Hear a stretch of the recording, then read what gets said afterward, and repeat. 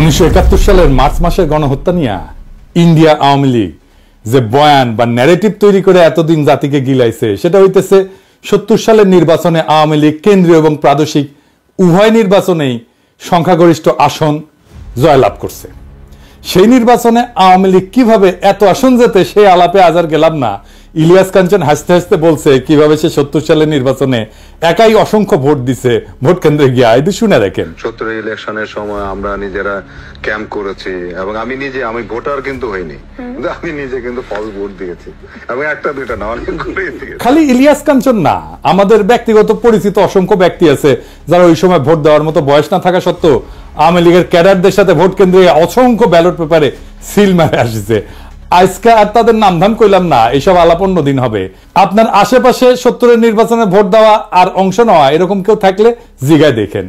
পাকিস্তানের মার্শাল ল অথরিটি কেন এইসব দেখাও চুপ করে ছিল, সেটা আজকে এই আলাপ, সে আলাপে আসতেছি। আজকের আলাপ হবে মার্চ মাসে এবং তার আগে নির্বাচনের পর কি নেগোসিয়েশন, আলোচনা, আলাপ হয়েছিল এবং 25শে মার্চ রাতের ঘটনা কেন ঘটে, অবাঙালি মুসলমানদের সাথে তখন এবং তার আগে কি হয়েছিল। এপিসোডটা একটু দীর্ঘ হবে, আশা করি শেষ পর্যন্ত দেখবেন, অনেক অজানা ভয়ঙ্কর কাহিনী জানতে পারবেন। আমরা আগের ভিডিওতে আওয়ামী লীগের ভুয়া অর্থনৈতিক শোষণের বয়ানকে জয় বাংলা করছি, এইটাই যদি না দেখে থাকেন আবার দেখতে পারেন। মার্চ মাস নিয়ে ইন্ডিয়া আওয়ামী লীগ জাতি এবং দুনিয়াকে গিলাইছে একটা ন্যারেটিভ। এটা গিলাইছে মূলত ইন্ডিয়ান গণমাধ্যম এবং তাদের লেসপেন্সার আওয়ামী লীগের প্রোপাগান্ডার জোরে। এখন ভারতীয় গণমাধ্যম আর আওয়ামী লীগ প্রোপাগান্ডা কি মাল সেটাই প্রজন্ম বর্তমানে বাংলাদেশিরা হারে হারে টের পাইতেছে। দেখছেন না এইটারে? ये सबसे बड़ी खबर है और पाकिस्तान का एक कार्गो शिप भारत के बिल्कुल करीब खड़ा है। MV अल बखेरा नाम का ये जहाज बांग्लादेश के चांदपुर बंदरगाह में लंगर डाले बैठा है और सबसे बड़ी बात तो ये है कि इस पाकिस्तानी कार्गो शिप में 250 किलो RDX, 100 AK-47 राइफल, जिसे बांग्लादेश में एक सुरक्षित जगह पर उतार लिया गया। যাই হোক, আসেন আমরা দেখি কি ছিল সেই বয়ান।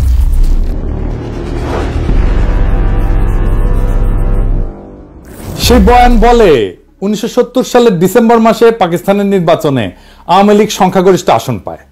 আওয়ামী লীগের বিজয় দেখা পশ্চিম পাকিস্তানের শাসক গোষ্ঠী ভীত সন্ত্রস্ত হইয়া পড়ে। তারপরে ক্ষমতা হস্তান্তরে তারা তালবাহানা শুরু করে। ইয়াহিয়া খান 1 মার্চ ঢাকায় হইতে যাওয়া জাতীয় পরিষদের অ্যাসেম্বলি স্থগিত করে যাতে আওয়ামী লীগ ক্ষমতায় যেতে না পারে। এর প্রতিরোধে আওয়ামী লীগ একটা শান্তিপূর্ণ অসহযোগ আন্দোলন গড়ে তোলে। ইয়াহিয়া ঢাকায় এসে আলোচনার নামে সময় ক্ষেপণ করে এবং 25শে মার্চ হঠাৎ কইরা ঘুমন্ত নিরস্ত্র শান্তিপূর্ণ বাঙালিদের উপরে ঝাঁপায় পড়া গণহত্যা শুরু করে। এরপর শুরু হয় বাঙালি জাতির মুক্তির সংগ্রাম এবং ভারত নিতান্ত মানবিক কারণে আগে এসে সামরিক অভিযান চালায়, পূর্ব বাংলাকে মুক্ত কইরা শত্রুর হাত থেকে বাংলাদেশকে স্বাধীন করে দেয়। তাই তো এটাই তো আমাদের মুক্তিযুদ্ধের মেড ইজি বয়ান, তাই না?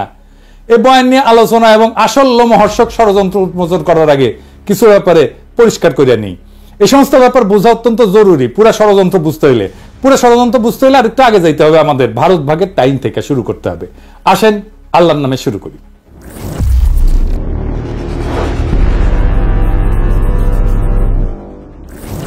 (1947 সালে পাকিস্তান এবং ভারত ব্রিটিশ সাম্রাজ্যের ডোমিনিয়ন হিসেবে স্বাধীনতা লাভ করে। ডোমিনিয়ন আর রিপাবলিকের মধ্যে পার্থক্য হচ্ছে ডোমিনিয়ন কার্যত স্বাধীন হইলেও সেটা ব্রিটিশ সাম্রাজ্যের অংশ।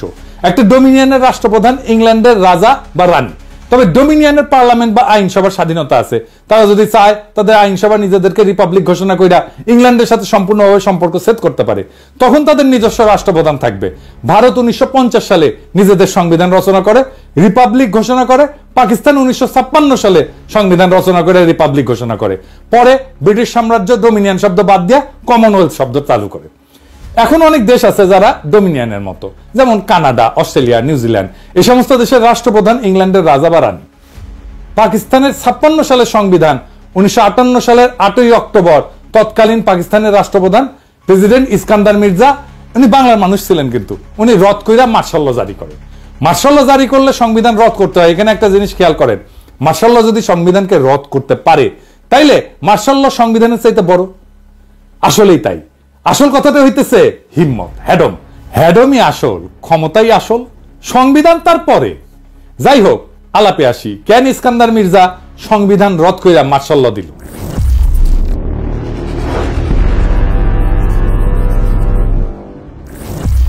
এর পিছনে মূল কারণ ছিল পূর্ব পাকিস্তানের প্রাদেশিক পার্লামেন্টে আওয়ামী লীগ এবং শেরেবাংলা একে ফজলুল হকের কৃষক শ্রমিক পার্টির মধ্যে ভয়াবহ মারপিট হয়। পার্লামেন্টের ভিতরে ডেপুটি স্পিকার শাহিদ আলীকে পিটায় হত্যা করা হয়।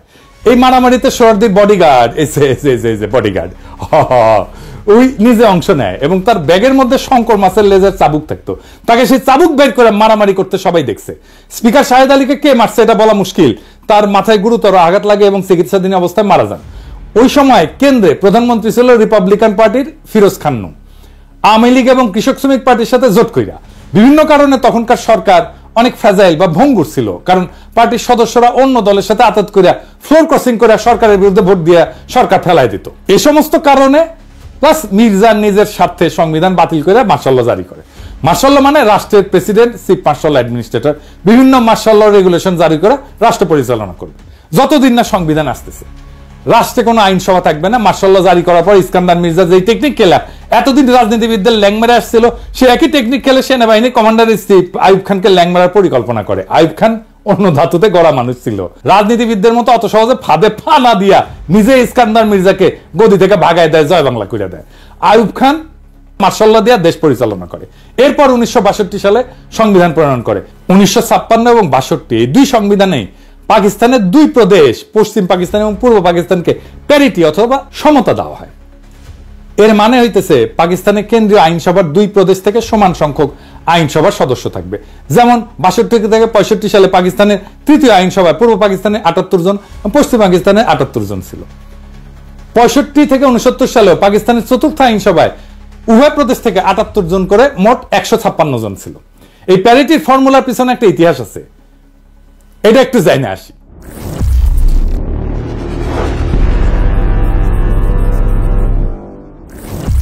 পাকিস্তানের প্রথম গণপরিষদ, যেটা 47 সালের 10 আগস্ট গণপরিষদ এবং আইনসভা হিসেবে শপথ গ্রহণ করে, সেটাতে প্রথমে 69 জন সদস্য নির্বাচিত হয়ে আসছিল।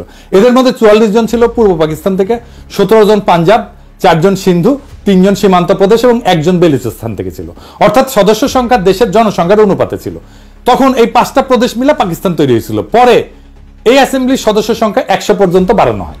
এই প্রথম গণপরিষদ 1947 থেকে 1954 সাল পর্যন্ত থাকে, কিন্তু 7 বছরেও সংবিধান প্রণয়ন করতে ব্যর্থ হয়। এই সংবিধান প্রণয়নের জটিলতা এবং দীর্ঘসূত্রিতার মূল কারণ ছিল সংবিধানে পাকিস্তানের ভবিষ্যৎ আইনসভায় কোন প্রদেশ কয়টা আসন নেবে এইটা নিয়ে একটা বিশাল গ্যাঞ্জাম তৈরি হয়েছিল। পাকিস্তানে ফেডারেল ব্যবস্থার সরকার প্রস্তাব করা হয়। ফেডারেল মানে বিভিন্ন প্রদেশের নিজস্ব সরকার, আইনসভা, বিচার বিভাগ থাকবে প্রাদেশিক পর্যায়ে। কেন্দ্রীয় বা ফেডারেল পর্যায়ে একটা কেন্দ্রীয় সরকার বা আইনসভা থাকবে। কেন্দ্রীয় আইনসভা 2 কক্ষ প্রস্তাব করা হয়। 2 কক্ষ বিশিষ্ট আইনসভার ইতিহাস হচ্ছে, এটা মূলত ইংল্যান্ডের কালচার, যেখানে হাউস অব কমন্স আর হাউস অব লর্ডস আছে। কমন্সের সদস্যরা জনগণের সরাসরি ভোটে নির্বাচিত হয়।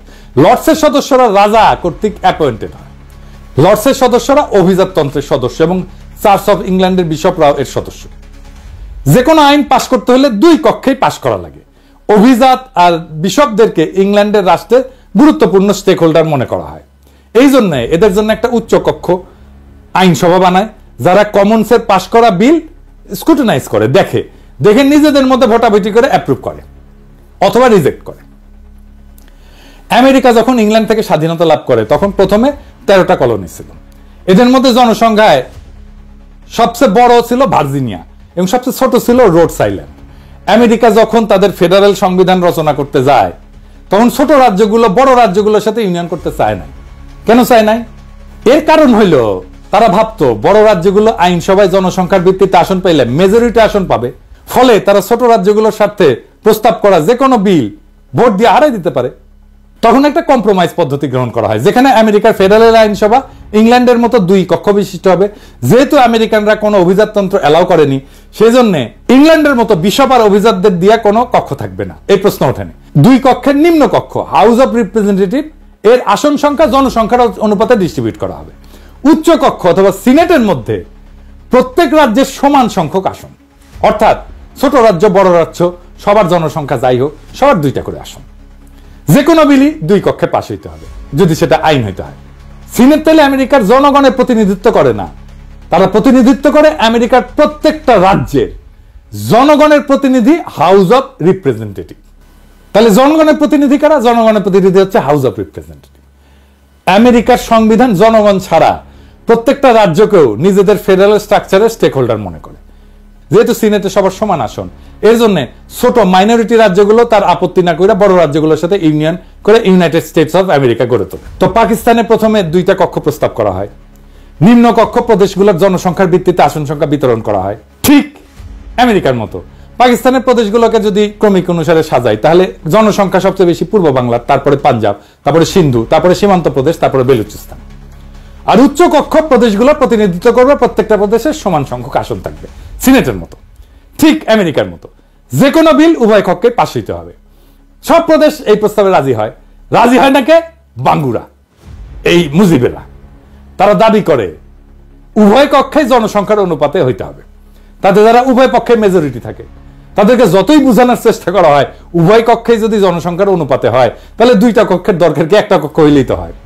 সোহরাওয়ার্দী বডিগার্ডের মাথায় এর চাইতে গারপেলি বুদ্ধি আর আসার কথা। আর একটা কক্ষই যদি হয়, প্রদেশগুলোর যদি রিপ্রেজেন্টেশন নাই থাকে, তাহলে ফেডারেল সরকার ব্যবস্থা, প্রত্যেকটা প্রদেশের আলাদা সরকার, আইনসভার দরকার কি? একটা একক কেন্দ্রীয় সরকার ব্যবস্থা থাকলেই তো হয়, যেখানে আইনসভা জনসংখ্যার ভিত্তিতে হবে এবং একটা লেয়ারের সরকার থাকবে। যেমন চীন একটা লেয়ারের সরকার, একটা কেন্দ্রীয় শাসনের দেশ, এটার ইংরেজিতে কয় ইউনিটারি দেশ। এখানে প্রদেশগুলোর আলাদা সরকার বা আইনসভা নাই। তো বাঙ্গুদের যদি মেজরিটি এতই প্রিয় হয়, তারা ইউনিটারি সরকার নিক, দেশে কোনো প্রাদেশিক সরকার থাকারই দরকার নাই। কিন্তু বাঙ্গুরা অনর, তারা কিছুতেই বুঝবেন না। তারা ফেডারেল নিবে, প্রাদেশিক সরকার রাখবে, কেন্দ্রে 2টা কক্ষ রাখবে, আবার 2টাতেই মেজরিটি নিবে। মানে পুরো মামা বাড়ির আবদার। আমি নায়িকার মতো সুন্দর মাইয়া চাই, সেই মাইয়া আবার রন্ধন কর্মে সুনিপুণা হবে, কাজের বুয়ার মতো কাজ করবে, পরিপিঠে হয়ে সাইজা থাকবে, বাপের একমাত্র কন্যা হবে, শ্বশুরের অগাধ ধন সম্পদ থাকবে, গাইতে জানবে, নাচতে জানবে, মানে তার সব লাগবে।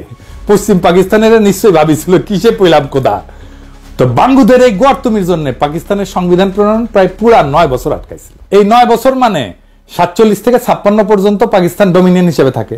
এবং ব্রিটিশ আমলে গভর্নমেন্ট অফ ইন্ডিয়া অ্যাক্ট, 35-এর ইন্ডিয়ান ইন্ডিপেন্ডেন্স অ্যাক্ট এবং 47-এর এই 2টা আইনকে সংবিধান হিসেবে গ্রহণ করে অপারেট করে। পরে বাঙ্গুদের বোঝানোর জন্য, মানানোর জন্য 56 সালে প্যারিটি ফর্মুলা প্রপোজ করা হয়, যেটাতে পাঞ্জাব, সিন্ধু, সীমান্ত আর বেলুচিস্তান মিলে পশ্চিম পাকিস্তান এবং পূর্ব বাংলাকে পূর্ব পাকিস্তানের 2টা প্রদেশ হিসেবে গঠন করা হয়। উভয় প্রদেশের জনসংখ্যার অনুপাত 50-এর কাছাকাছি, একদিকে 56%, একদিকে 44%।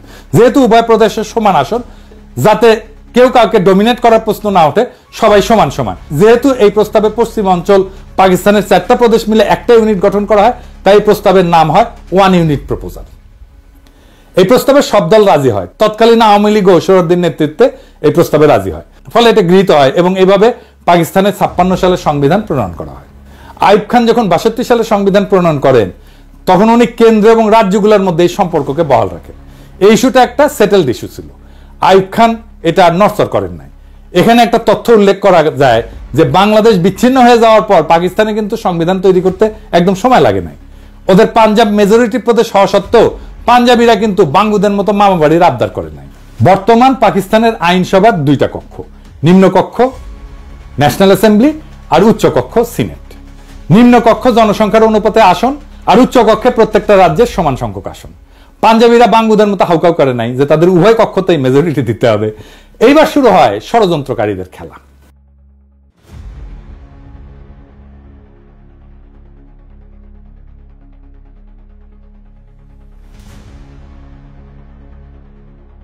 সম্পূর্ণ নিজের বলে দাবি করে।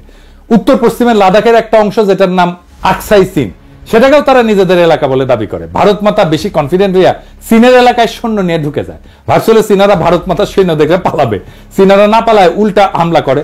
ফলে ভারত পুরা অরুণাচল প্রদেশ, আকসাই চীন উভয় অঞ্চল যুদ্ধে সম্পূর্ণভাবে হারায়। আসামের ভিতরে চীনা বাহিনী ঢুকে পড়ে। চীনের কাছে ভীষণ মার খাওয়ার পরপরই ভারত 1965 সালে পাকিস্তানের সাথে যুদ্ধ জড়ায় পড়ে। কাশ্মীরে ভারতের বিরুদ্ধে বিদ্রোহে পাকিস্তান আর্মির সাহায্যের ফলে ভারতের দখলকৃত কাশ্মীরে সামরিকভাবে বেসামাল হয়ে পড়ে। Pakistan army 1 September operation grand slam নামে একটা সামরিক অভিযান পরিচালনা করে। ফলে কাশ্মীরের ভিতরে ভারতীয় আর্মি অত্যন্ত নাজুক পরিস্থিতির সম্মুখীন হয়। এখানে উল্লেখ করা যায় যে এই গ্র্যান্ড স্ল্যামের কমান্ডার ছিল তৎকালীন মেজর জেনারেল ইয়াহিয়া খান। তাদের আত্মসমর্পণ ঠেকাইতে মরিয়া ভারত 6 সেপ্টেম্বর আন্তর্জাতিকভাবে রিকগনাইজ বর্ডার ক্রস করে লাহোরের দিকে হামলা করে, কিন্তু সমস্ত শক্তি নিয়ে। কাশ্মীরের বর্ডার এইটা বিতর্কিত বর্ডার, আন্তর্জাতিকভাবে রিকগনাইজ না, কিন্তু লাহোরে ভারতের সীমান্ত থেকে মাত্র 18 মাইল দূরে হওয়া সত্ত্বেও ভারত সর্বশক্তি নিয়ে করা এই আক্রমণ ব্যর্থ হয়। পাকিস্তান আর্মির লাহোরের বাইরে ভারতের আক্রমণকে সফলভাবে প্রতিরোধ করে এবং যুদ্ধবিরতির আগ পর্যন্ত পুরো 18 দিন ভারতীয় বাহিনীকে ঠেকায় রাখে। কে ঠেকায় রাখছিল জানেন? কে ঠেকায় রাখছিল ওইখানে? পাকিস্তানি আর্মির কারা? ইস্ট বেঙ্গল রেজিমেন্ট, বাংলাদেশের ইস্ট বেঙ্গল রেজিমেন্ট। জি, আমাদের ইস্ট বেঙ্গল রেজিমেন্ট। লাহোরকে রক্ষা করছিল ইস্ট বেঙ্গল রেজিমেন্ট এবং এই লাহোরকে রক্ষা করার সৈনিক ছিল জিয়াউর রহমান। এই জন্য জিয়াউর রহমান পাকিস্তানের বীরত্ব সূচক খেতাব পায়। আবার উল্টো দিকে কসুর সেক্টরে পাকিস্তান আক্রমণ চালায়, ভারতের খেমকারান শহর দখল করে নেয়। ভারত জম্মু থেকে শিয়ালকোটের দিকেও আক্রমণ করে। শিয়ালকোট বর্ডার থেকে মাত্র 12 মাইল দূরত্ব থাকা সত্ত্বেও এখানে ভারতীয় বাহিনী ব্যর্থ হয়। পাকিস্তানি আর্মি সফলভাবে তাদের সেই আক্রমণকে শিয়ালকোটের বাইরেই প্রতিহত করে। এই শিয়ালকোটের ডিফেন্সে গুরুত্বপূর্ণ ভূমিকা পালন করে তৎকালীন একটা ব্রিগেডের কমান্ডার। কে ছিল? ব্রিগেডিয়ার আমির আব্দুল্লাহ নিয়াজি। এই নিয়াজি 1971 ইস্টার্ন সেক্টরের কমান্ডার ছিল। তৎকালীন পাকিস্তান আর্মির সফলতা নিয়ে আন্তর্জাতিক মহল এবং গণমাধ্যমে সাড়া পড়ে যায়। অবশেষে জাতিসংঘের ডাকে সাড়া দিয়া ভারত 20 সেপ্টেম্বর দ্রুত যুদ্ধবিরতি প্রস্তাবে রাজি হয়। পাকিস্তান এরপর অনিচ্ছা সত্ত্বেও 23 সেপ্টেম্বর যুদ্ধবিরতিতে রাজি হয় এবং ফলে যুদ্ধ সমাপ্তি ঘটে। ভারত মাতা কিন্তু 47 সালে স্বাধীনতা লাভের পর থেকে উপমহাদেশে ব্যাপকভাবে সামরিক আগ্রাসন চালাইছে বিভিন্ন এলাকায়।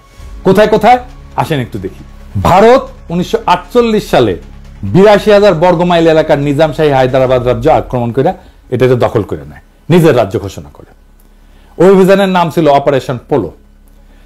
ভারত তার স্বাধীনতা লাভের পর 1947 থেকে 48 সালে জম্মু কাশ্মীর 16,309 বর্গমাইল, 1948 সালে জুনাগড় রাজ্য 3,337 বর্গমাইল, 1948 সালে নিজামশাহী হায়দ্রাবাদ রাজ্য 82,698 বর্গমাইল, 1961 সালে গোয়া রাজ্য 1,429 বর্গমাইল, 1971 সালে পূর্ব পাকিস্তান 57,320 বর্গমাইল, 1975 সালে সিকিম রাজ্য 2,740 বর্গমাইল, সর্বমোট 1,62,405 বর্গমাইল এলাকা সামরিক অভিযান চালায় দখল করে, যেটার পরিমাণ জার্মানি অথবা পোল্যান্ডের এরিয়া থেকেও বেশি। এর মধ্যে 1,05,084 বর্গমাইল এরিয়াকে নিজের সাথে অফিসিয়ালি যুক্ত করে নেয়, অ্যানেক্স করে নেয়, রাজ্য বানায়। বাকি পূর্ব পাকিস্তানের 57,000 বর্গমাইলকে একটা ক্লায়েন্ট স্টেট হিসেবে রাখে, প্রথমে মুজিব এবং পরে হাসিনার সময়। অধীনস্থ জনপদ, একটা কলোনি, প্রায় উপনিবেশ। এছাড়া ভারত মাতা 1962 সালে তিব্বত দখল করতে গিয়ে চীনাদের হাতে মাইর খায়। 87-90 সালে শ্রীলঙ্কাতে মাতব্বরি করতে গিয়ে সামরিক বাহিনী পাঠায়, পরিণামে তামিল বিদ্রোহের আত্মঘাতী হামলায় রাজীব গান্ধীকে উড়ায় জয় বাংলা করে দেয়। দ্বিতীয় বিশ্বযুদ্ধের পর এত বড় এরিয়া আর কোন দেশ সামরিক হামলা করে দখল করে, যেটা ভারত মাতা করেছে। মজার ব্যাপার হচ্ছে এরপরেও এদের প্রোপাগান্ডার এমনই জোর যে আন্তর্জাতিক মিডিয়া সবাই পাকিস্তানকে যুদ্ধবাদ দেশ মনে করে আর ভারত মাতাকে গান্ধীর নেংটি পড়া অহিংস শান্তিবাদী দেশ ভাবে। এত বড় একটা যুদ্ধবাজ দেশ যে 62 থেকে 65 সালে 3 বছরের মধ্যে চীন এবং তার চেয়ে ক্ষুদ্র পাকিস্তানের মার খাওয়ার পর হন্যা হইয়া পাকিস্তানকে খণ্ডিত করতে উদ্গ্রীব হইয়া ওঠে এবং পরিকল্পনা ফাঁদে। কি পরিকল্পনা ফাঁদে?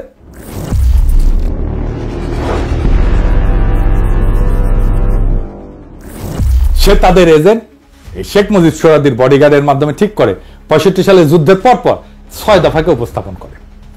ভারত পাকিস্তানের যুদ্ধ হয় 65 সালের সেপ্টেম্বর, মুজিব 6 দফা উত্থাপন করে 66 সালের ফেব্রুয়ারিতে। কিরকম মজার একটা কাকতালীয় ব্যাপার, তাই না? হ্যাঁ, তাই না এডিটর সাহেব? মেলা দিন পরে কাউয়ার কথা মনে আসলো। কাউয়ার সাউন্ড দেবেন না? জোরে দেন, আরো জোরে, আরো জোরে। হ্যাঁ, হয়েছে হয়েছে, কাকতালীয় তাই কাউয়ার সাউন্ড, বুঝছাও। 6 দফা এবং এর মধ্যে পাকিস্তানের অর্থনৈতিক শোষণের ভুয়া বয়ানকে আমাদের আগের এপিসোডে আমরা বিস্তারিত আলোচনা করে সেই বয়ানকে জয় বাংলা করে দিছি না? ভারতীয় এজেন্টরা আগে থেকে প্রস্তুত ছিল এটা নিয়ে। গত এপিসোডে 6 দফা প্রণেতাদের মুখোশ উন্মোচন করা হয়েছে। আজকে আর একজন মুখ্য চরিত্রের মুখোশ উন্মোচন করা হবে, তার নাম সিরাজুল আলম খান। সিরাজুল আলম খান ঢাকা বিশ্ববিদ্যালয়ের ছাত্রলীগের মধ্যে ভারতীয় এজেন্ডা বাস্তবায়নে 60-এর দশকের প্রথম থেকেই কোমর বেঁধে নামে পড়ে। 71 সালের মার্চ মাস পর্যন্ত সমস্ত আলোচনা ভণ্ডুল করা এবং গৃহযুদ্ধ লাগানোর পিছনে তার অনেক ভূমিকা আছে। সে পূর্ব পরিকল্পনা মতো গৃহযুদ্ধ লাগানোর জন্য সর্বাত্মক চেষ্টা করে যাতে তার গুরু ভারত সামরিক অভিযান চালানোর একটা অজুহাত খুঁজে পায়। এই সিরাজুল আলম সম্পর্কে একটা অত্যন্ত গুরুত্বপূর্ণ তথ্য হচ্ছে উনি ছিলেন এক ভারতীয় রয়ের এজেন্টের অত্যন্ত ঘনিষ্ঠ এবং শিষ্য। তিনি মাঝে মাঝে কলকাতা যেতেন এবং গেলে সেই এজেন্টের কলকাতার ভবানীপুরের রাজেন্দ্রপুর লেনের বাসাতেই উঠতেন এবং থাকতেন। সেই এজেন্টের কলকাতায় বাড়ি ছাড়াও বাংলাদেশেও বাড়ি ছিল এবং তিনি বাংলাদেশের নাগরিকও ছিলেন। আওয়ামী লীগের সংসদ সদস্য ছিলেন এবং আওয়ামী লীগের সংসদ সদস্য হিসেবে ৭৩-এর কারচুপির নির্বাচনে তৎকালীন বাকেরগঞ্জ 14 আসন, বর্তমানে পিরোজপুর 1 আসন, যেটা বর্তমানে আল্লামা দেলোয়ার হোসেন সাইদির আসন, ওইখানে এমপি নির্বাচিত হয়েছিলেন। শেখ মুজিব জয় বাংলা হয়ে যাওয়ার পরে 75-এ সে ব্যক্তি আবার ইন্ডিয়া চলে যায়। তার নাম চিত্তরঞ্জন সুতার। এবার আসেন চিত্তরঞ্জন সুতারকে একটু চিনে নিই। এই চিত্তরঞ্জন সুতার 1971 সালের পর ইন্দিরা গান্ধীর সাথে দেখা কইরা বাংলাদেশকে পুরোপুরি ভারতের সাথে যুক্ত করা, মানে যেভাবে হায়দ্রাবাদ, সিকিম, গোয়া, কাশ্মীরের মতো ভারত একটা প্রদেশ করছিল, ওইরকম প্রদেশ করতে বলছিল। ভারত প্রথমে আওয়ামী লীগের সাথে 7 দফা চুক্তি করে সেই পথে আগাচ্ছিল। পরে বিভিন্ন কারণে ইন্দিরা গান্ধী বাংলাদেশকে ক্লায়েন্ট স্টেট হিসেবে রাখাটাকে ডিসাইড করে। পরবর্তীতে কংগ্রেসের প্রেসিডেন্ট জ্ঞানী জৈল সিং এটাকে ইন্দিরার সবচেয়ে বড় ব্লান্ডার হিসেবে আখ্যা দিছিল। আমাকে শেখ হাসিনাকে যখন এই ব্যাপারে ব্যক্তিগতভাবে প্রশ্ন করা হয়, মেজর আশরাফ তার এনটিভি সাক্ষাৎকারে বলেন, তার ছোট বোন রেহানা আমার স্ত্রীর ক্লাসমেট ছিল। এই বিষয়গুলো নিয়ে তার প্রতি একটা শ্রদ্ধা আমার ছিল এবং সেই শ্রদ্ধা হিসাবে তাকে আমি রিসিভ করেছি, not as an official duty but এই কারণেই। এবং ওনাকে আমার বাসায় নিয়ে এসেছি, উনি এসেছেন আমার বাসায় খেয়েছেন। একটি ঘটনা যখন থেকে তার প্রতি আমি একদম অসন্তুষ্ট হয়ে যাই, তার প্রতি আমার বিরাগ আমার জন্মগ্রহণ করে সৃষ্টি হয়, সেটা হচ্ছে সেই সময় আপনার যদি মনে থাকে বিচিত্রা বলে একটা সাপ্তাহিক পত্রিকা ছিল, শাহাদত হোসেন উনি ছিলেন তার এডিটর। জয়েল সিং বলে নামে একজন ভারতীয় প্রেসিডেন্ট ছিলেন। তার টার্মস যখন এক্সপায়ার হয়ে যায় তখন ওই জয়েল সিং এর সঙ্গে জ্ঞানী জয়েল সিং তার সঙ্গে আমাদের শাহাদত সাহেব একটা ইন্টারভিউ নিয়েছিলেন।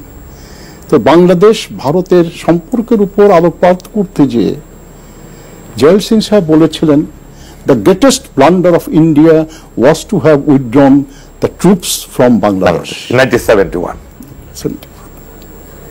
এটা শাহাদত সাহেবকে বলেছিলাম। আমি যখন এটা পড়ার পর আমার মনটা খুব খারাপ হয়েছে যে কিভাবে এইরকম একটা উক্তি করতে পারে। তো এর কিছুদিন পরেই শেখ হাসিনা যখন আসলেন, ওনাকে আমি বললাম, আমি তাকে রিসিভ করে জানেন, আমি বললাম যে ম্যাডাম আপনি জানেন এরকম একটা বক্তব্য দিয়েছে, and you know what was her response?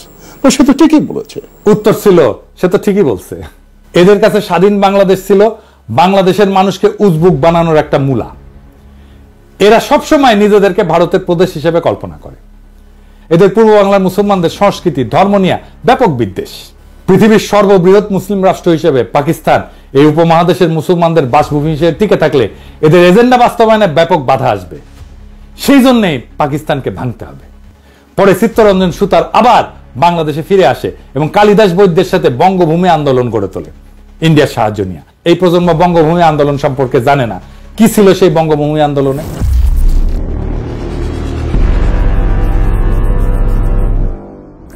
এই আন্দোলন হচ্ছে দক্ষিণবঙ্গের খুলনা, ফরিদপুর, পটুয়াখালী, বরিশাল এই অঞ্চলে একটা হিন্দু রাষ্ট্র গড়ে তোলার জন্য সশস্ত্র সংগ্রাম। 1996 থেকে 2001 আওয়ামী লীগের সময় এই আন্দোলন হঠাৎ করে কাকতালীয়ভাবে বন্ধ হয়ে যায়। এরপরে বিএনপির সময় আসলে এটা আবার ভারতের এজেন্ডা বাস্তবায়ন করতে নেমে পড়ে। 2004 সালে ফেব্রুয়ারি মাসে এরা হিন্দু প্রজাতন্ত্রের ঘোষণা দিয়ে আবার অ্যাক্টিভ হয়। ভারত তাদেরকে অ্যাক্টিভ করে রহস্যজনকভাবে। এর ঠিক পরে সে 2004 সালে বাংলাদেশে গ্রেনেড হামলা থেকে শুরু করে একের পর এক নাটক ঘটা শুরু করে। ভারত তার পরিকল্পনা অনুযায়ী বাংলাদেশকে অস্থিতিশীল করে তোলে। 2007 সালে ভারতের ঘোড়া উপহার পাওয়া কুলাঙ্গার মইনুল আহমেদ ভারতের 111 প্লেবুক মতি মাহমুদের সাহায্যে বাস্তবায়ন করলে ভারতের আর বঙ্গভূমির মাধ্যমে ষড়যন্ত্র করার দরকার থাকে না। ম্যাজিকের মতো সাথে সাথে বঙ্গভূমি আন্দোলন ভ্যানিশ হয়ে যায়। এরপরের ইতিহাস সবার জানা। এই হচ্ছে সিরাজুল আলম খানের আসল রূপ। এইবার আগের কথায় ফিরে আসে।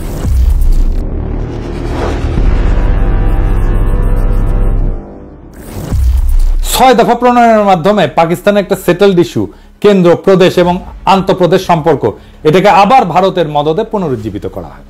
প্রথম পয়েন্টটাই ছিল পাকিস্তান একটা ফেডারেল স্টেট হবে, প্রাদেশিক সরকার থাকবে, কিন্তু সেখানে আইনসভার একমাত্র জনসংখ্যার অনুপাতে আসন বিন্যাস হবে। আওয়ামী লীগ আরো দাবি তোলে 1 ইউনিট ভেঙে দিয়া পশ্চিম পাকিস্তানকে অরিজিনাল 4টা প্রদেশে ভাগ করতে হবে। এর ফলে আইনসভায় 2 প্রদেশের মধ্যে কোনো প্যারিটি বা সমতা থাকবে না। কিন্তু অন্য সব ফেডারেল দেশের মতো আইনসভায় আওয়ামী লীগ প্রদেশগুলোরও কোনো প্রতিনিধিত্ব রাখতে দেবে না। তারা ভারতীয় এজেন্ডা অনুযায়ী মাওবাড়ির আবদার তুলে দেশকে আবার অস্থিতিশীল করে তোলে। আইয়ুব খানের গভর্নর মোনায়েম খান এর জন্য মুজিবকে ডিফেন্স অফ পাকিস্তান রুলস এর অধীনে গ্রেফতার করিয়া জেলে পাঠায়। 6 দফা আন্দোলন কিছু সময়ের জন্য ধামাচাপা পড়ে যায়, ভারত আবার অন্য রাস্তা দেখতে থাকে। তারা আরেক ভারতীয় এজেন্ট খুঁজে বের করে, এই ব্যক্তিটার নাম হইতেছে লেফটেন্যান্ট কমান্ডার মোয়াজ্জেম হোসেন, একদম টিপিক্যাল বাঙ্গু কমিউনিস্ট প্রগতিশীল, আমাদের বর্তমান যুগের লাকি আক্তারের মতো। ছাত্র জীবনে কমিউনিস্ট পার্টি এবং র্যাডিক্যাল বামপন্থী আন্দোলনে জড়িত থাকার ফলে তার শিক্ষা জীবন ব্যাহত হয়। পরে কোনো মতে ইন্টারমিডিয়েট পাশ করে পাকিস্তান নৌবাহিনীতে যোগ দিয়ে ষড়যন্ত্রমূলক কার্যকলাপ চালাই যেতে থাকে। ইনি আগরতলা ষড়যন্ত্রকারীদের মুখ্য অর্গানাইজার। আগরতলা ষড়যন্ত্র যে সত্য ছিল এবং ছোটবেলার আওয়ামী বয়ান এবং পাঠ্যপুস্তকে এটাকে মিথ্যা মামলা বলে চালানো হইলেও আওয়ামী লীগের ডেপুটি স্পিকার এবং অন্যতম ষড়যন্ত্রকারী আসামি শওকত আলী 2011 সালে একটা বই লেখে, সত্য মামলা আগরতলা। মোয়াজ্জেম ভারতীয় দূতাবাসের একজন কর্মকর্তা পিএন ওঝার সাথে দেখা করে অস্ত্র, টাকা এবং পরিকল্পনা সাহায্য চায়। তাদের পরিকল্পনা অনুযায়ী পূর্ব পাকিস্তানের সেনানিবাসগুলোতে 2009 সালে বিডিআর বিদ্রোহের মতো বিদ্রোহ সংগঠিত করা হবে, এটাই পরিকল্পনা ছিল। সেনানিবাসে অস্ত্রাগারগুলো লুট করে এই বিদ্রোহ ছড়ায় দেওয়া হবে, এরপর বিডিআর এর মতো হত্যাকাণ্ড চালানো হবে। এটাই ছিল আগরতলা ষড়যন্ত্র মামলা। এই জন্যই আমরা মনে করি বিডিআর হত্যাকাণ্ড এটা ইন্ডিয়া ঘটাইছে, কারণ এটা তাদের পুরনো অভ্যাস। 1967 সালের শেষ দিকে এই পরিকল্পনা ফাঁস হয়ে যায় এবং পাকিস্তান গোয়েন্দা সংস্থা সময় মতো কয়েকজন ষড়যন্ত্রকারীদের গ্রেপ্তার করে। এরপর আসামিদের লিস্টে শেখ মুজিবকে 1 নম্বর আসামি করা হইলে অনেকে অবাক হয়ে প্রশ্ন তোলে, মুজিব তো 66 সালে কারাগারে, সে কিভাবে এই ষড়যন্ত্রের সাথে যুক্ত হয়? এর উত্তর হচ্ছে, ভারত এত বড় বিদ্রোহ সংগঠন খালি পাকিস্তান সামরিক বাহিনীর এক কর্মকর্তার উপরে ছেড়ে দিয়ে ভরসা পাচ্ছিল না। তারা পূর্ব পাকিস্তানের একটা রাজনৈতিক দলের সাপোর্ট খুঁজতেছিল। সেই দল হচ্ছে আওয়ামী লীগ এবং তার প্রধান এবং তাদের পুরনো এজেন্ট শেখ মুজিবের সাথে যোগাযোগের একটা রাস্তা তারা হন্যায় হয়ে খুঁজতেছিল। মুজিব তখন জেলে বন্দী, তারা তখন একটা রাস্তা বের করে ফেলে। কি সেই রাস্তা? পিএন ওঝা পুরান ঢাকার একটা গোপন বাড়িতে আওয়ামী লীগের এক নেতার সাথে এই ব্যাপারে আলোচনা করত। এরপর আওয়ামী লীগের সেই নেতা বিভিন্ন ঘুরপথের রাস্তায় শেখ মুজিবের ধানমন্ডি 32 নম্বর বাড়িতে যেত। সেইখানে সে বেগম মুজিবকে সব তথ্য বইলা বেগম মুজিবের সাথে করে জেলে যেত মুজিবের সাথে পারিবারিক সাক্ষাৎকারের সময়। বেগম মুজিব এবং উক্ত নেতা জেলে মুজিবকে ওঝার সাথে হওয়া সমস্ত কথা বলতো, এর বিপরীতে প্রয়োজনীয় দিক নির্দেশনা নিত। তৎকালীন জেলে মুজিবকে পরিবারের সাথে রেগুলার দেখা এবং কথা বলার সময় দিত পাকিস্তান সরকার। পাকিস্তানের চৌকস গোয়েন্দা বাহিনী ষড়যন্ত্রে আভাস পেয়ে পিএন ওঝাকে গভীর পর্যবেক্ষণের অধীনে আনে। তারা ওঝার সমস্ত চলাচল পর্যবেক্ষণ করে এবং আওয়ামী লীগের নেতার সাথে পুরান ঢাকার বাড়িতে মিলিত হওয়ার দৃশ্য পর্যবেক্ষণ করে। এরপর উক্ত নেতার মুজিবের বাড়িতে যাওয়া এবং বেগম মুজিবের সাথে কারাগারে মুজিবের সাথে দেখা করতে যাওয়াটা পর্যবেক্ষণ করে। এই সমস্ত তথ্যের ভিত্তিতে মুজিবকে আগরতলা ষড়যন্ত্র মামলার 1 নম্বর আসামি করা হয়। এই মামলার সমস্ত আসামিকে পাবলিকলি বিচার করার জন্য ট্রাইব্যুনাল তৈরি করে বিচার কার্য শুরু করা হয়। এই সমস্ত তথ্যের রেফারেন্স হচ্ছে ঢাকা বিশ্ববিদ্যালয়ের রাষ্ট্রবিজ্ঞান বিভাগের অধ্যাপক গোলাম ওয়াহেদ চৌধুরী, জিডব্লিউ চৌধুরী নামে পরিচিত ছিল, ওনার রচিত বই last days of United Pakistan. উনি সেই সময় পাকিস্তান সরকারের একজন মন্ত্রী ছিলেন এবং মন্ত্রী থাকাকালীন এই মামলা সংক্রান্ত গোয়েন্দা ফাইলে আসল তথ্য দেখেন। ওনার স্ত্রীকে আমরা চিনি, অধ্যাপিকা দিলারা চৌধুরী, এখনো বেঁচে আছেন এবং জাহাঙ্গীরনগর বিশ্ববিদ্যালয়ের শিক্ষক।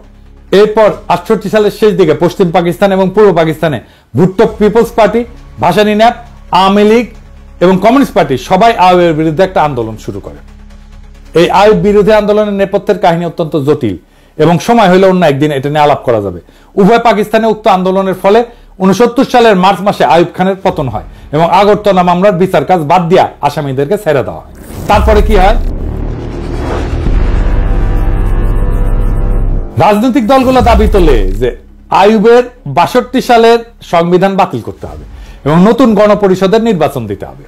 প্রধান রাজনৈতিক দলের সম্মতিক্রমে এবং কথা মতো পাকিস্তান সেনাবাহিনীর commander in chief Yahya Khan সংবিধান বাতিল করে মার্শাল ল জারি করেন। দেশে এত উত্তেজনা অবসান ঘটানোর জন্য এবং আওয়ামী লীগের বারবার এই উত্তেজনা এজিটেশন এটা বন্ধ করার জন্য ইয়াহিয়া খান স্থির করেন ওরা যেসব মা বাড়ির আবদার তুলছে ওইসব মেনে নেওয়া, যাতে পাকিস্তান অখণ্ড থাকে, টিকে থাকে। পুরানা ভারতীয় মাল শেখ মুজিব ইয়াহিয়ার সাথে আলোচনা করে তাকে ব্লাব দিয়া বুঝান যে 6 দফা খালি নির্বাচনী প্রচারণা, এটা স্বাধীনতার দাবি না।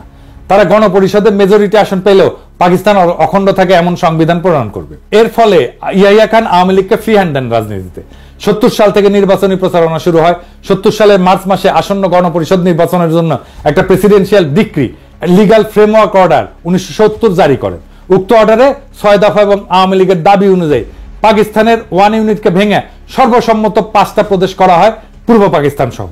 আসন্ন গণপরিষদ 1 কক্ষ বিশিষ্ট আইনসভা হবে, যেটাতে জনসংখ্যার অনুপাতে আসন বিতরণ করা হবে। এর ফলে আসন্ন গণপরিষদে পূর্ব পাকিস্তান থেকে মেজরিটি আসন থাকবে। মানে 300টার ভেতরে 162টা আসন। অর্থাৎ আওয়ামী লীগের সমস্ত এক্সট্রিম দাবি ইয়াহিয়া খান মেনে নেয়। এইটা ভেবে যে এরা যদি ক্ষমতার রেসপন্সিবিলিটি পায় তখন উগ্র বিচ্ছিন্নতাবাদের দাবি তুলবে না। কিন্তু ভারত এবং তার সর মুজিব আগাগোড়া খালি মূলা দেখাইছে যে লীগ একবার খালি নির্বাচনে জিতুক, এরপর তারা আর কোনো শোরগোল তুলবে না, পাকিস্তান যাতে অখণ্ড থাকে সেরকম একটা সংবিধান বানাবে। ইয়াহিয়া আওয়ামী লীগ ভারতের সাজানো এই ফাঁদে পা দেয়। এর ফলে মার্শাল ল অথরিটি আওয়ামী লীগকে নির্বাচনী প্রচারণাতে যা খুশি বলার স্বাধীনতা দেয়। অন্য দল মুসলিম লীগ এবং জামাতের সভা আওয়ামী লীগ তাদের গুন্ডা দিয়ে ভন্ডুল করে খুন খারাপি করলো, মার্শাল ল অথরিটি আওয়ামী লীগের বিরুদ্ধে একটা স্টেপও নেয় না। নির্বাচনে আওয়ামী লীগের ভুয়া অর্থনৈতিক বৈষম্যের পরিসংখ্যান প্রচার করা সত্ত্বেও কোনো জবাব দেওয়া হয় না।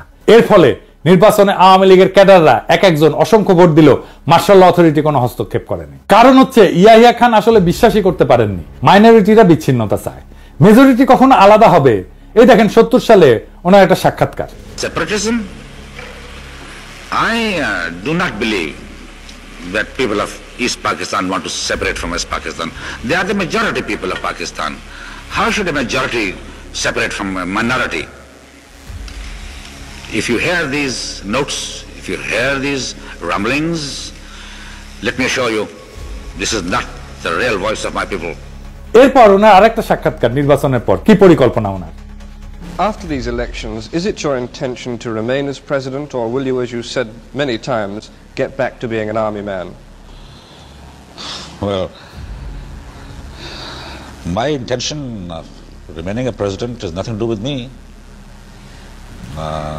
In the process of democracy, the government will elect their president. And unless I offer myself for that election, I can't remain a president.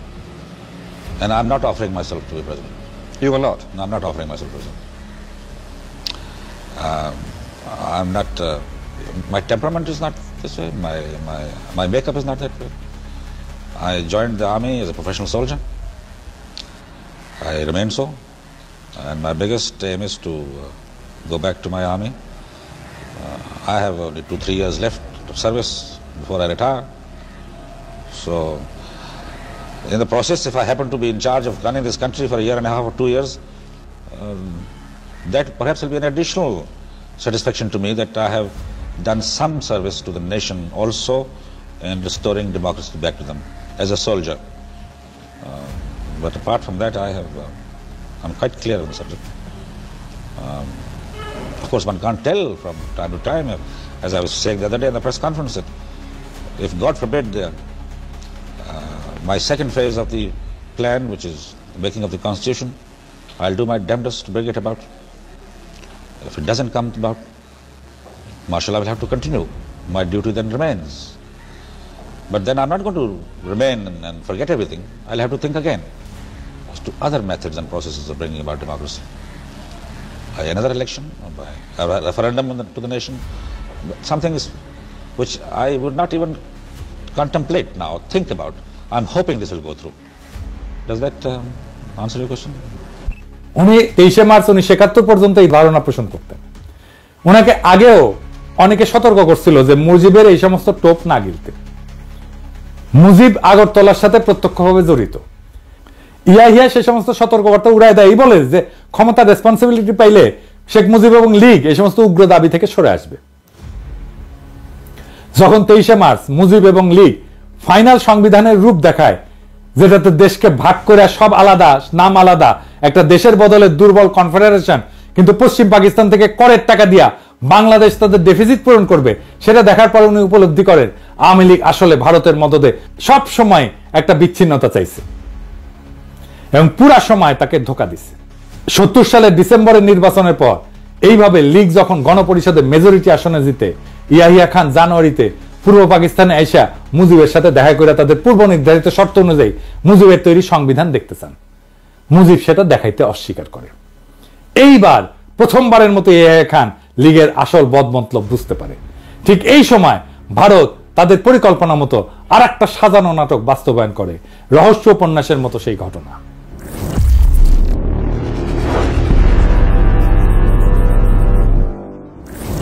কাশ্মীরের শ্রীনগর থেকে 2 জন কাশ্মীরি যারা রয়ের এজেন্ট হিসেবে কাজ করত, ভারতীয় এয়ারলাইন্সের একটা ফকার প্লেন নাম গঙ্গা হাইজ্যাক করে লাহোরে নিয়ে যায়।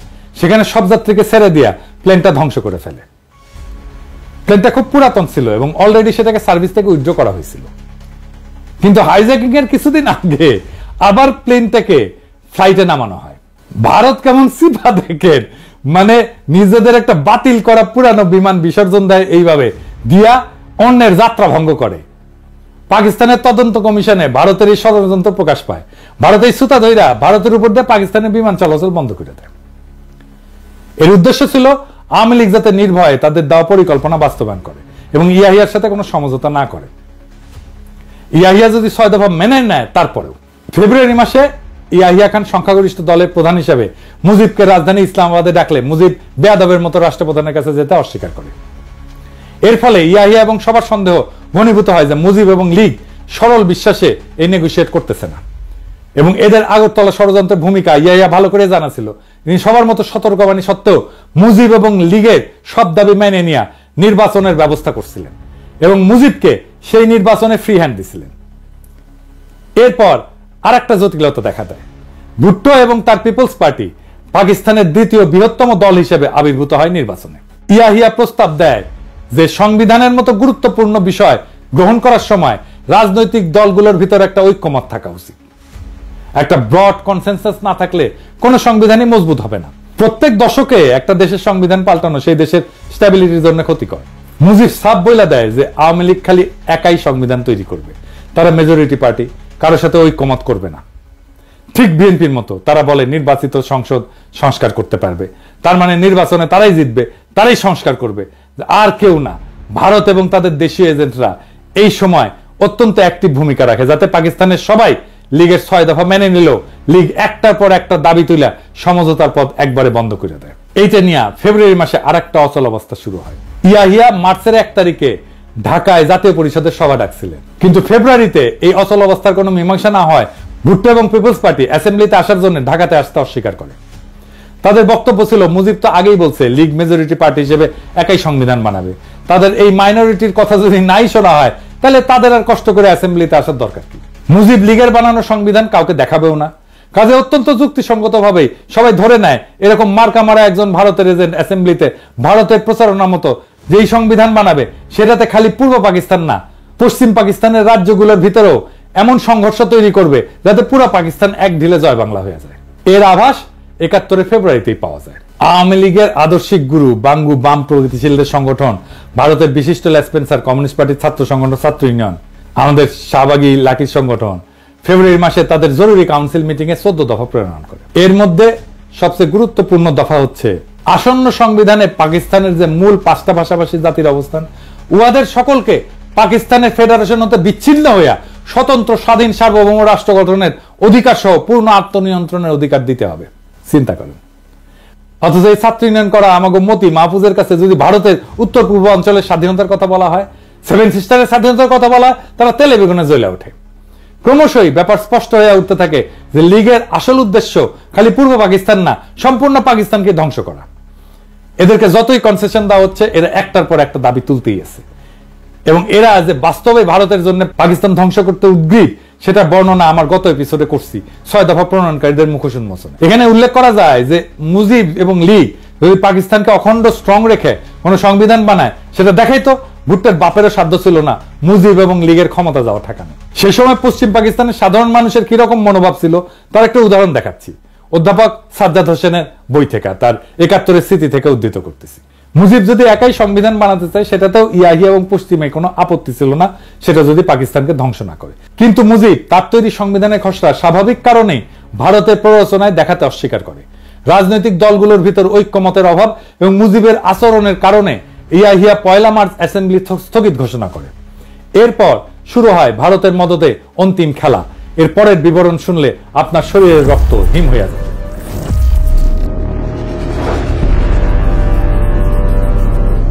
প্রথমে আমাদের জানতে হবে 71 সালে তৎকালীন পূর্ব পাকিস্তানে অবাঙালি মুসলমান কারা।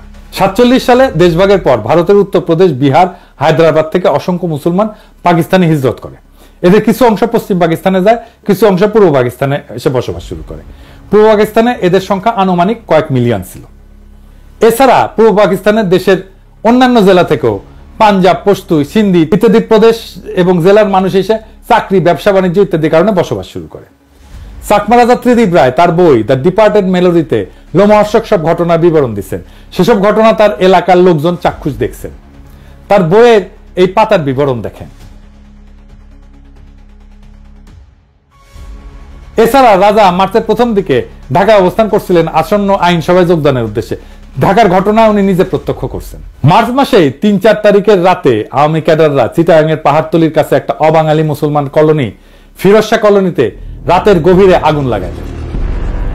সেটাতে ওই রাতে কলোনির ৭০০ বাড়িঘর পুড়ে ছাই হয়ে যায় এবং সেখানে ঘুমায় থাকা পরিবারের পরিজনে সবাই আগুনে পুড়ে মারা যায়। ৭০০ বাড়িতে বাচ্চা সহ একটা পরিবারে গড়ে ৬ জন করে হইলেও ৪,৫০০ মানুষ। কল্পনা করলেও অবাক।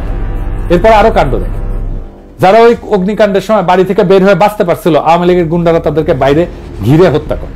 শহরের অন্য এলাকায় আরো ৩০০ অবাঙালি মুসলমানকে ওই রাতেই হত্যা করা হয়। এই ঘটনার পরেও ইয়াহিয়া খান নেগোশিয়েট করার চেষ্টা করছেন। আর্মি অধিকাংশ সময় ব্যারাকেই ছিল। এসবের পরেও ইয়াহিয়া ২৫ তারিখ পর্যন্ত নেগোশিয়েট করতে চাইছেন। এরপর খালি চিটাগাং না, খুলনাতে একই সময় লীগ অবাঙালি মুসলমানদের দোকানপাট, বাড়িঘর লুটপাট, অগ্নিসংযোগ করা শুরু করে। এর ফলে ৫৭ জন নিহত হয়। ঢাকাতে এই সময় অবাঙালি মুসলমানদের দোকানপাট, বাড়িঘর, অগ্নিসংযোগ এবং লুটপাট করা হয় দেদারসে। শহরের বিভিন্ন জায়গায় চেকপোস্ট বসায় তাদের থেকে টাকা পয়সা, সোনাদানা প্রকাশ্যে লীগের গুন্ডারা ছিনতাই করতে থাকে।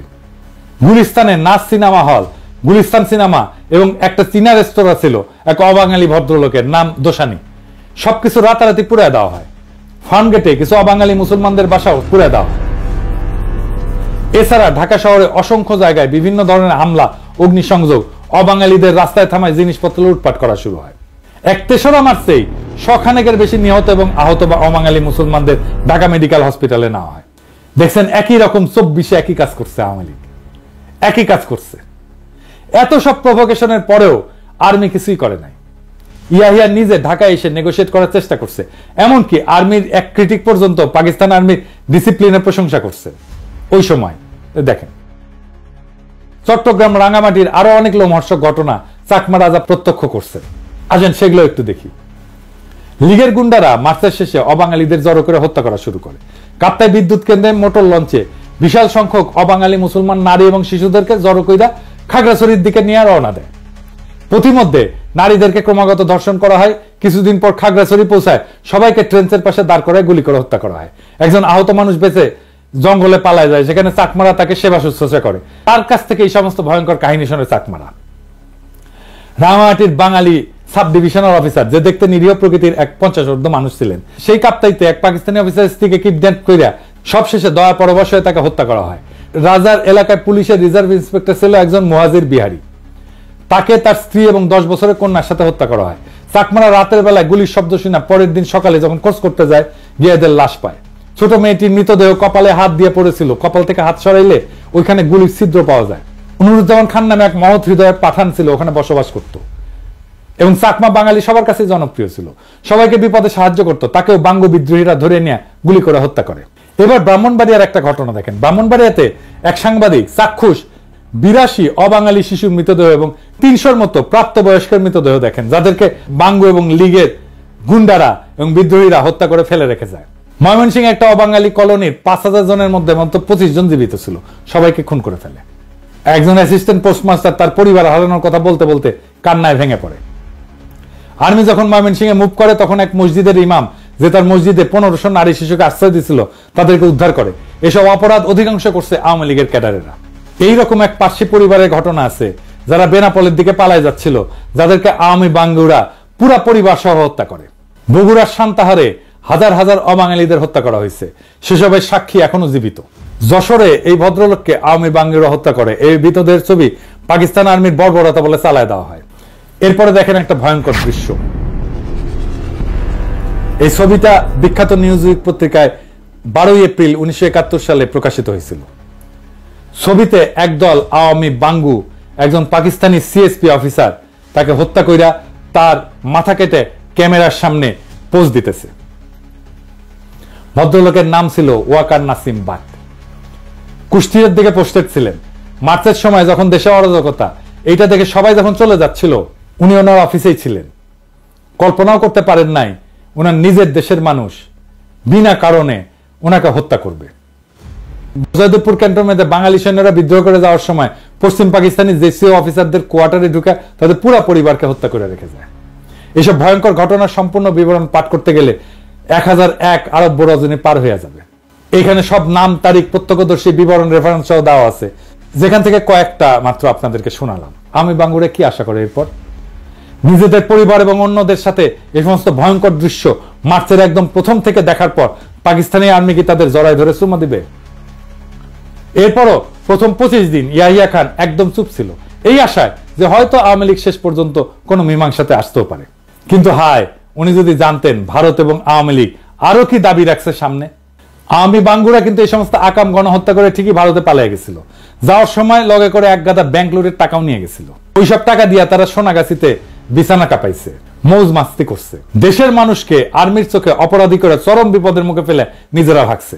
এখন যেমন হাসিনা আর লীগের পান্ডারা ভারতে ভাগছে, ঠিক সেই রকম। জেনারেল নিয়াজে কিন্তু মার্চে এখানে ছিল না।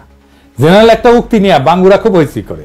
উক্তিটা ছিল এরকম যে আমি এই বেজম্মা জাতের চেহারা পাল্টাই দিব, তারা আমাকে কি পাইছে। এই উক্তিটার ব্যাকগ্রাউন্ড হচ্ছে জেনারেল নিয়াজি 9 থেকে 10 এপ্রিল এই ফ্রন্টের দায়িত্ব নিয়ে এখানে আসে। 10 এপ্রিল উনি টেক ওভার করে হেডকোয়ার্টারে একটা ব্রিফিং নিচ্ছিলেন। ওই ব্রিফিং এ চিটাগাং, রাঙ্গামাটি, ময়মনসিংহ, সান্তাহার, খুলনা, যশোর, সারা দেশের এই সমস্ত লোমহর্ষক কাহিনী শুনতে শুনতে উনি হঠাৎ করে ইমোশনাল হয়ে উত্তেজিত হয় এবং এই উক্তিটা করেন। পরে কয়েকদিন পর মাথা ঠান্ডা করে 15 এপ্রিল আর একটা কঠোর অর্ডার জারি করে, যেখানে পাকিস্তানি আর্মির কেউ যদি কোনো প্রতিহিংসামূলক কিছু করে তাদের বিরুদ্ধে কঠোর ব্যবস্থা নেওয়ার অর্ডার দেন।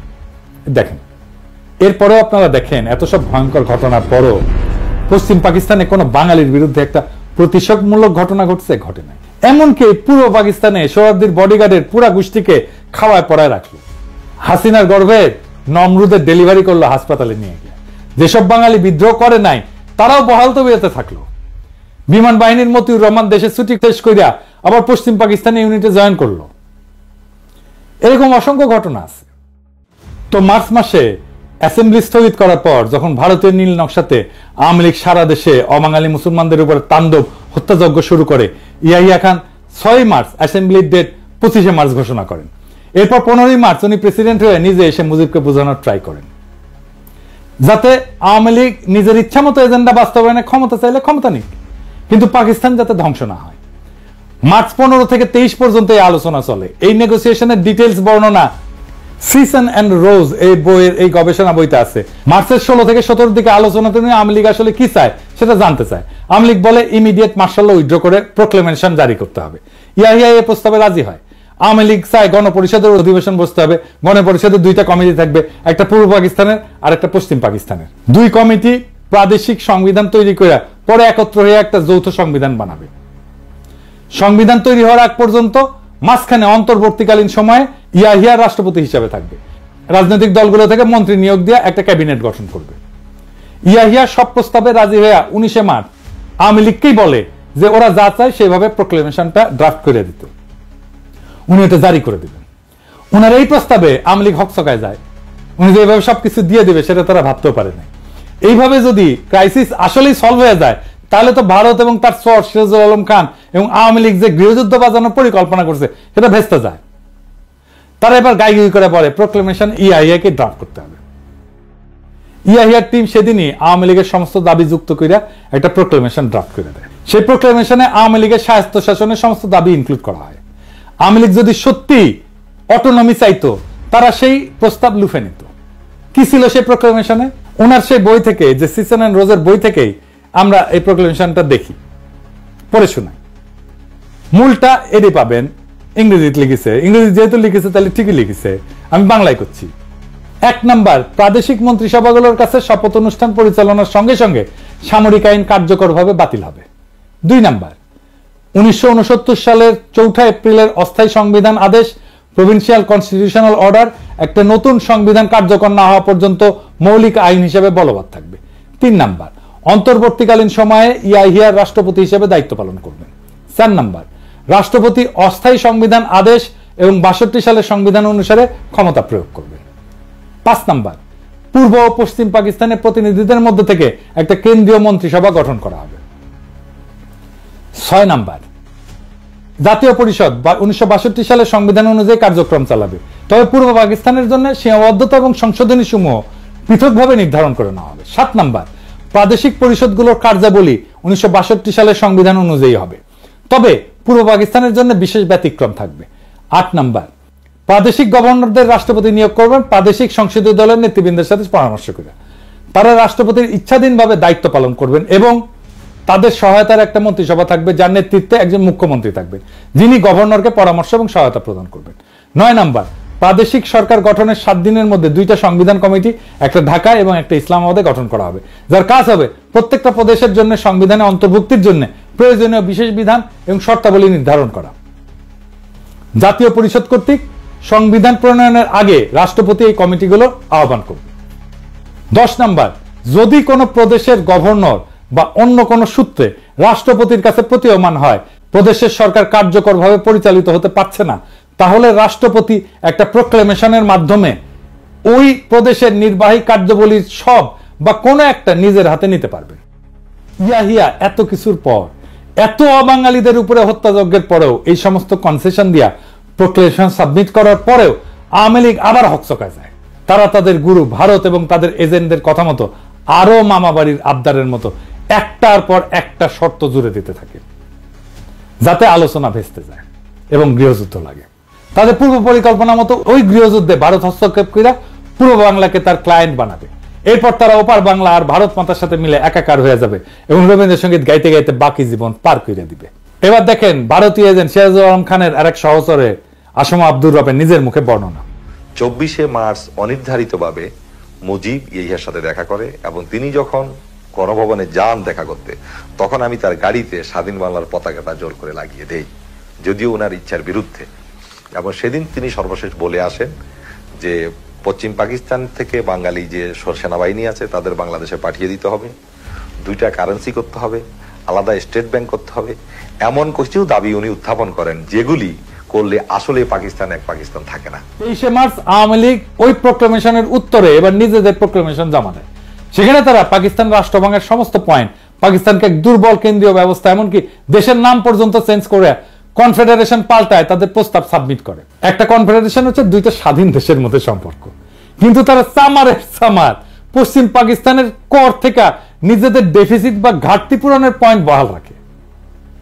খালি একবার ঠান্ডা মাথায় ভাবেন প্রস্তাবটা। লীগ এবং তাদের লেসপেন্সার সবসময় পশ্চিমাদের গালিগালাজ করবে, তাদের নামে ভুয়া শোষণের বয়ান ফেরি করবে, এরপর তারা দেশকে দুর্বল এবং কয়েক খণ্ডে ভাঙার পরিকল্পনা করবে শত্রু দেশের সাথে মিলা। এই সমস্ত সত্ত্বেও তারা পশ্চিম পাকিস্তান থেকে তাদের করের টাকা নিয়ে নিজেদের ঘাটতি পূরণ করবে। কি মজার ব্যাপার! আওয়ামী লীগ এবং এদের নিজের লেসপেন্সাররা কত বড় জাউরার জাউরা, কত বড় সামারের সামার, সেটা কল্পনাতীত। এই সমস্ত দাবির ফলে আওয়ামী লীগের এবং ভারতের আসল রূপ অবশেষে ইয়াহিয়ার সামনে দিবালোকের মতো পরিষ্কার হয়। সারা দেশে মার্চ মাস থেকে ভারতীয় এবং আওয়ামী মদতে অবাঙালি মুসলমানদের উপরে শুরু হয় ব্যাপক লুটপাট এবং হত্যাযজ্ঞ। এরপরেও আওয়ামী লীগের মামাবাড়ির আবদারের অটোনমির সমস্ত দাবি মেনে নেয়া ইয়াহিয়া প্রোক্লেমেশন জারি করতে রাজি হয়, যাতে দেশ এক থাকে। পূর্ব পাকিস্তান যদি বেশি টাকা চায় নিক। এরপরেও আওয়ামী ভারতীয় ষড়যন্ত্রকারীদের হাউস না মেটার ফলে তারা একের পর এক আজগুবি দাবি তুলতেই থাকে। তারা খালি পূর্ব পাকিস্তান না, পশ্চিম পাকিস্তানের সমস্ত প্রদেশকেও বিচ্ছিন্ন করে দিতে চায়। সারা দেশে প্রকাশ্যে পাকিস্তানের পতাকা পুরানো হচ্ছে। এই সমস্ত লোমহর্ষক ঘটনার পরিপ্রেক্ষিতে ইয়াহিয়া খান 23শে মার্চ রাতের বেলা সিদ্ধান্ত নেন অপারেশন সার্চলাইট চালানোর। কি হয়েছিল সেই অপারেশন এবং 9 মাসের যুদ্ধে আসলেই কি হয়েছিল, কোন পক্ষ কত মানুষ হত্যা করছে, সেসব আলাপ আরেকদিন হবে। এবার আসি শেষ আলাপে। কয়েকদিন আগে হাসিনা ভারতের দালাল গণশত্রু জসিম পাকিস্তানের কাছে দাবি উত্থাপন করছে যে পাকিস্তানকে 71-এর জন্য ক্ষমা চাইতে হবে। ক্ষমা যদি চাওয়াই লাগে সেটা সর্বপ্রথম চাবে আওয়ামী লীগ আর ইন্ডিয়া। আওয়ামী গুন্ডার ভারতের এজেন্টদের মাধ্যমে 25শে মার্চের অনেক আগেই এদেশে অবাঙালি মুসলমানদের উপরে ব্যাপকভাবে বিডিআর হত্যাযজ্ঞের চাইতো নৃশংসভাবে হত্যাকাণ্ড হয়েছে, জেনোসাইড হয়েছে, গণহত্যা হয়েছে।